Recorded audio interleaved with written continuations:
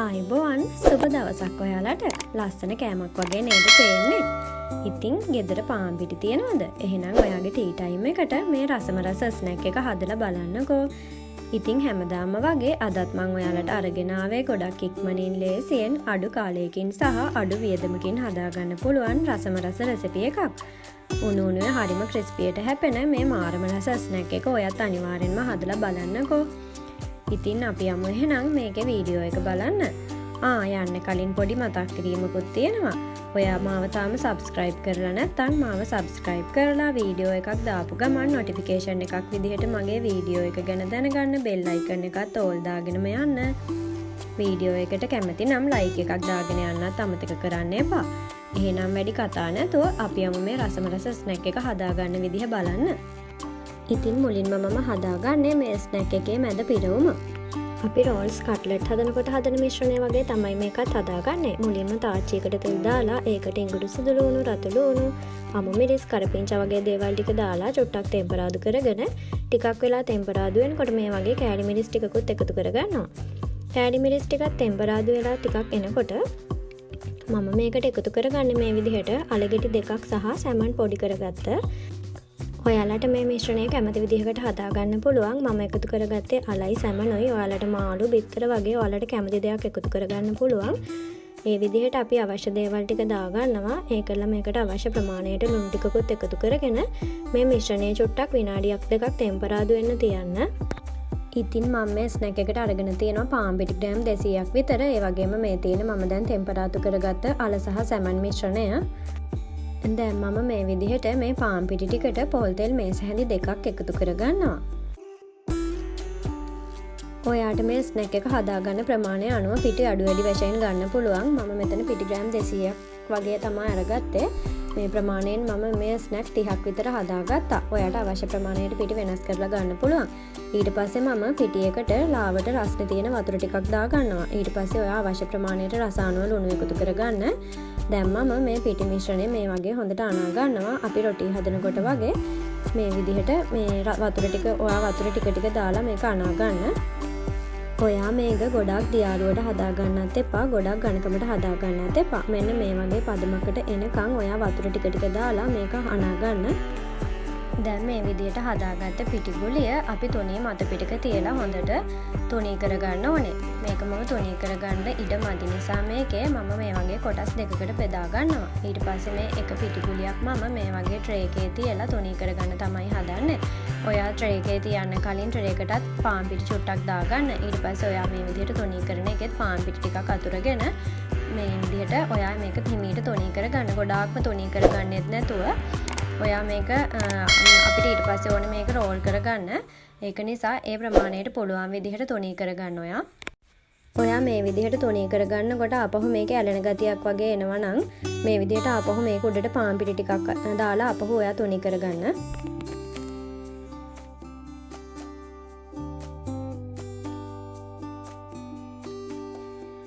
මෙන්න මේ වගේ ප්‍රමාණයට එනකන් මම මේක තුනී කරගන්නවා. ඒ විදිහට හොඳට තුනී කරගත්තට පස්සේ දැන් මේ විදිහට අපි හදාගත්ත මිශ්‍රණය මේක පුරාම පැතිරෙන විදිහට මේ වගේ අතුර ගන්න ඔයා.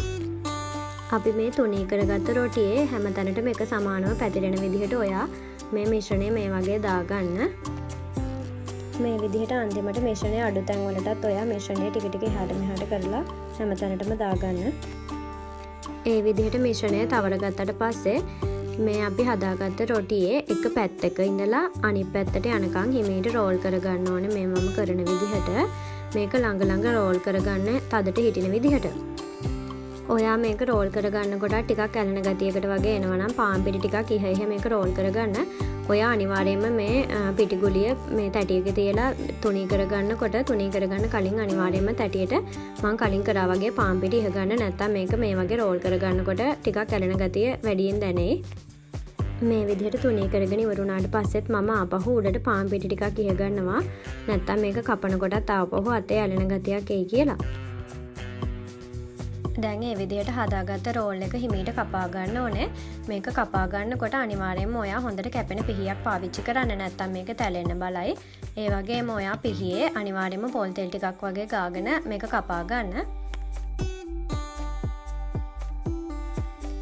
ඒ විදිහට කපා ගත්තට පස්සේ ඔයා මේක ආපහු චුට්ටක් අතින් හදාගෙන මේක රවුම් ගතිය ලස්සනට හදාගන්න. මම මේ කිව්ව විදිහට හිමීට පරිස්සමට ඔයා මේක කපා ගන්න, නැත්නම් මේක තැලෙන්න බලයි. එතකොට මේක ලස්සන හැඩයක් නැතුව යයි. ඒක නිසා මේ වගේ හිමීට පොල් තෙල් ටිකකුත් පිහිය ගාගෙන පරිස්සමෙන් හිමීට කපාගෙන කපා ගත්තට පස්සේ ඔයා ආපහු මේක රවුම් ගතියකට ලස්සනට හදාගන්න අතෙන්. මේ තියෙන්නේ මම ඒ වගේ එක පිටිගුලියකින් හදාගත්ත ස්නැක් ටික. ඔයා මේක කපාගෙන අතින් ලස්සනට රවුම් කරගත්තට පස්සේ මේක මේ වගේ චුට්ටක් ඇඟිල්ලකින් මේ වගේ හදාගන්න.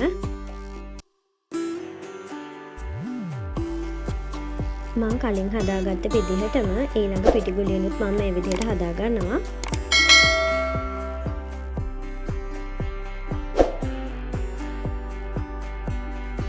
ඔන්න ඒ විදිහට අපි හදාගත්ත පිටිගුලි දෙකෙන්ම ස්නැක් ටික හදාගත්තා. මේ තියෙන්නේ විදිහට හදාගත්ත සේරම ස්නැක් ටික.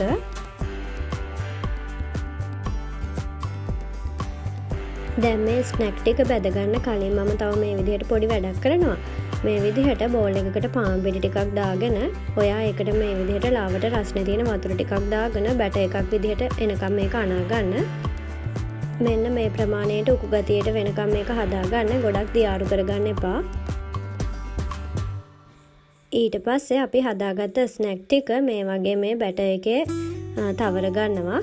ඔයාට ඉතින් මේකට පාන් පිටි වෙනුවට අවශ්‍ය නම් පුළුවන් බිත්තරයක් වගේ දාලා හදාගන්න. අපි කට්ලට් රෝල්ස් හදනකොට වගේ බිත්තරයක තවරලා ආපහු බිස්කට් කුඩු වල තවරලා මේක හදාගන්නත් පුළුවන්. නමුත් මම මේක ගොඩක් අඩු වියදමකින් හදාගන්න විදිය කියලා දෙන නිසා තමයි මේ විදියට හදාගන්නේ. මෙහෙම හදාගත්තා කියලා කිසිම ප්‍රශ්නයක් නැහැ. ගොඩක් රසයි. අනිවාර්යයෙන්ම ඔයා මේ රෙසිපි එක try කරන්න. ඊට පස්සේ මම තාච්චියකට තෙල් ටිකක් දාලා මේ වගේ අපි හිමීට හදාගත්ත ටික බැද ගන්නවා. ඔයා තාච්චියේ තෙල් රත් වුණාට පස්සේ මේ ටික බැද ගන්න. ඒ වගේම ගොඩක් වැඩි ගින්දරේ තියලා බැද ගන්න එපා. ගින්දර අඩුවෙන් තියාගෙන බැද ගන්න. මේක ගොඩක් ඉක්මනට බැදෙනවා. ඒක නිසා කළු වෙන්න බලයි. ඒ නිසා ඔයා ගින්දර අඩු ගින්දරේ තියාගෙන හිමීට බැද ගන්න. මේක රන්වන් පාටට එනකන් ඔයා බැදුනට පස්සේ දෙපැත්තම මාරු කරලා දෙපැත්තම බැදුනට පස්සේ ලිපෙන් බා ගන්න.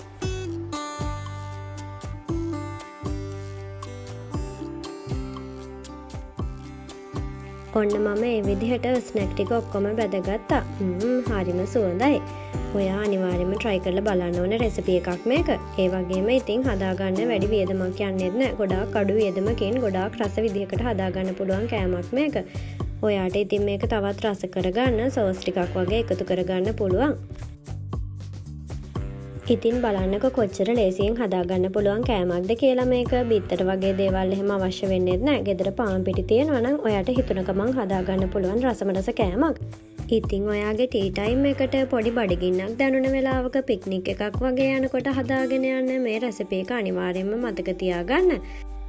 එහෙනම් මේ වගේ හරිම ලේසියෙන් හරිම ඉක්මනට අඩු වියදමකින් හදාගන්න පුළුවන් තවත් ලේසි රෙසිපි එකක් අරගෙන ආයෙත් මම එනවා.